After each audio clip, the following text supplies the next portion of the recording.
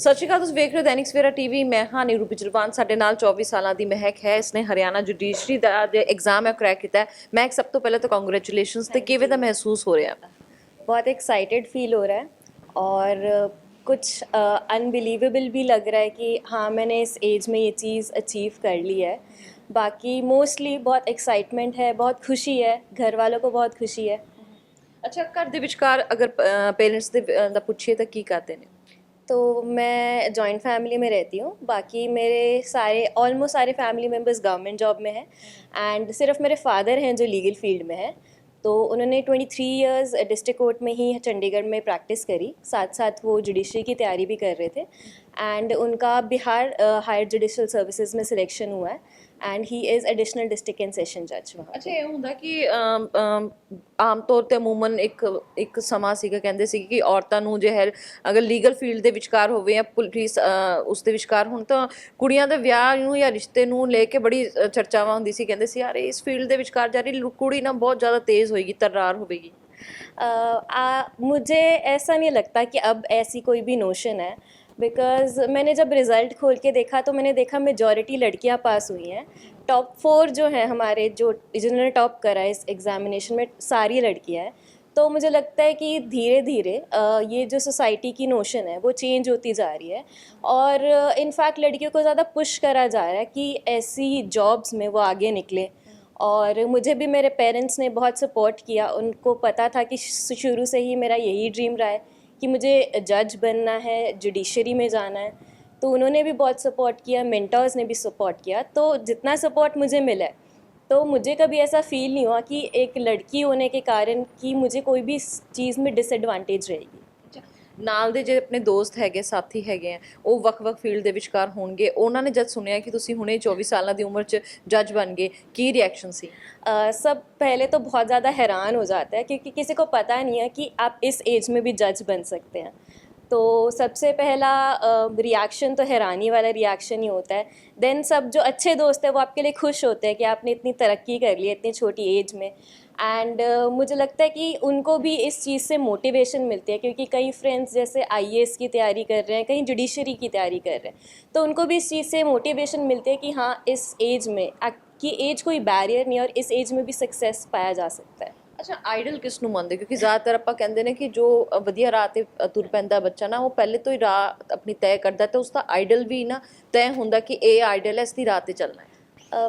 तो शुरू से ही जैसे मैंने अभी बताया कि मेरे फादर जो हैं वो लीगल फील्ड में रहे हैं, तो उनको मैं देखती थी कि वो मेहनत कर रहे हैं, पढ़ रहे हैं, अपनी लाइवलीहुड भी अर्न कर रहे हैं कोर्ट में जाके।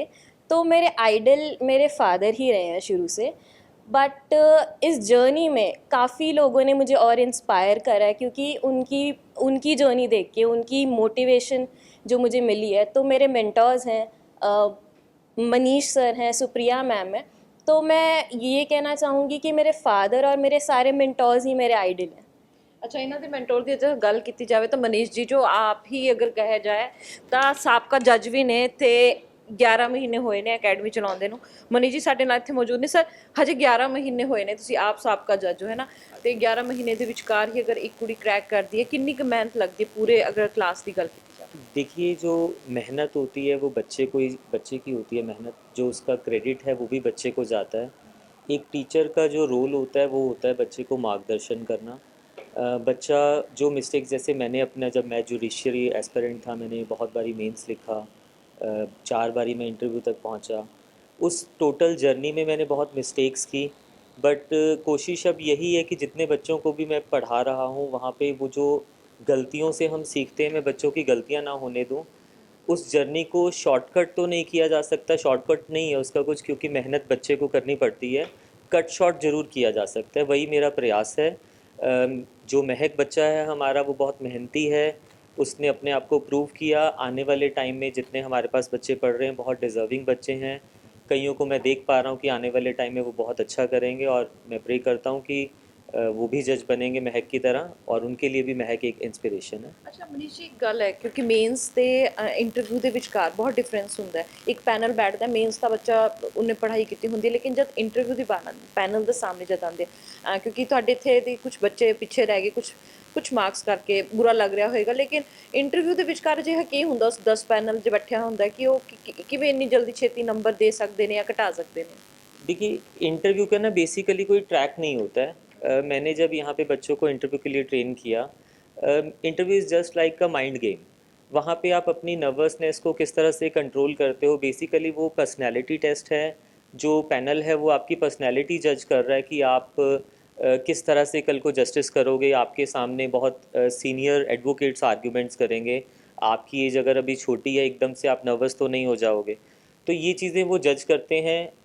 बाकी ये लक की भी बात होती है, अगर आपके भाग्य में वो चीज़ लिखी हुई है, नसीब में वो चीज़ लिखी हुई है, तो इंटरव्यू उन बच्चों का क्लियर हो जाता है। नहीं तो जिनका नहीं भी हो पाया, कुछ हमारे पास यहाँ पे स्टूडेंट्स थे जो वेल डिज़र्विंग थे, उनके लिए मेरा बहुत सॉफ्ट कॉर्नर है कि मैं चाहता हूँ वो अभी इस फील्ड को कहीं छोड़ के ना जाएँ, क्योंकि वो डिज़र्विंग है। कुछ लोगों को आसानी से जो है सक्सेस मिल जाती है, कुछ के लिए थोड़ी मुश्किल होती है, कुछ के लिए बहुत मुश्किल होती है। तो अगर हम इससे पीछे हट जाएंगे तो देखिए जज नहीं बन पाएंगे। मैंने भी अपनी लाइफ में यही किया था। इसमें वैसे कहते हैं, देखिए इंसान को ज़िद्दी नहीं होना चाहिए, बट अगर आपको जज बनना है तो मेरा एक्सपीरियंस ये कहता है आपको पूरा ज़िद्दी होना चाहिए। आपको पीछे नहीं हटना है। आप जब तक जज की उस चेयर पे बैठ नहीं जाते हो, अपना ड्रीम को अचीव नहीं कर लेते हो, तब तक आपको मेहनत करते रहना है और एक दिन 100% आपको सक्सेस ਵੈਸੇ मिलेगी। ਸਰ ਨੇ ਕਿਹਾ ਕਿ ਅਗਰ ਦਿਲ ਜ਼ਿੱਦੀ ਹੋਏਗਾ ਤਾਂ ਹੀ ਤੁਸੀਂ ਮੱਲਾ ਮਾਰ ਸਕਦੇ ਹੋ, ਲੇਕਿਨ ਸਭ ਤੋਂ ਵੱਡੀ ਗੱਲ ਹੈ ਨਾ, ਅਗਰ ਤੁਸੀਂ ਆਪਣਾ ਕੋਈ ਵੀ ਡ੍ਰੀਮ ਹੈ, ਉਸ ਡ੍ਰੀਮ ਨੂੰ ਅਗਰ ਤੁਸੀਂ ਪੂਰਾ ਕਰਨਾ ਚਾਹੁੰਦੇ ਹੋ, ਉਸ ਵਾਸਤੇ ਜ਼ਿੱਦੀ ਹੋਣਾ ਬਹੁਤ ਜ਼ਰੂਰੀ ਹੈ। ਸਰ ਨੇ ਬਹੁਤ ਵਧੀਆ ਗੱਲ ਕੀਤੀ ਹੈ। ਲੇਕਿਨ ਪਿਛਲੀ ਵਾਰ ਅਸੀਂ ਗੱਲ ਕੀਤੀ ਜਾਵੇ ਤਾਂ ਪੰਜਾਬ ਦੇ ਵਿਚਕਾਰ ਜੁਡੀਸ਼ਰੀ ਦੇ ਵਿਚਕਾਰ ਕੁੜੀਆਂ ਨੇ ਮੱਲਾ ਮਾਰੀ ਸੀ, ਤੇ ਇੱਥੇ ਹਰਿਆਣਾ ਦੇ ਵਿਚਕਾਰ ਵੀ ਹੁਣ ਕੁੜੀਆਂ ਨੇ ਮੱਲਾ ਮਾਰਿਆ। ਕੈਮਰਾਮੈਨ ਗਣੇਸ਼ ਦੇ ਨਾਲ ਨੀਰੂ ਬਿਜਲਵਾਨ, दैनिक सवेरा टीवी। देश दुनिया की हर खबर सबसे पहले देखने के लिए फॉलो करें Dainik Savera TV, YouTube, Facebook, Instagram, X और व्हाट्सएप चैनल पर।